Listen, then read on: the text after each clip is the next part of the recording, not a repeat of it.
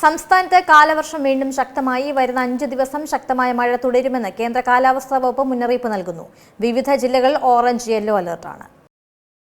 ഒറ്റപ്പെട്ട ഇടങ്ങളിൽ അതിശക്തമായ മഴയ്ക്കുള്ള സാധ്യതയുണ്ട്. ഇടിമിന്നലോടുകൂടിയ മഴയാണ് പ്രതീക്ഷിക്കുന്നത്.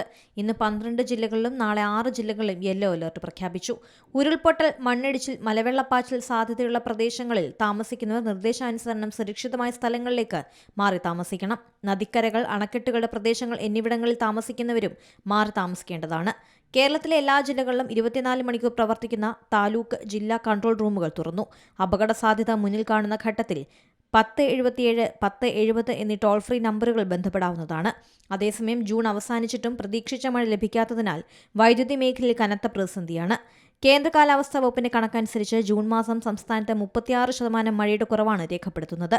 തിരുവനന്തപുരം, പത്തനംതിട്ടയിൽ മാത്രമാണ് സാധാരണ തോതിൽ മഴ ലഭിച്ചത്.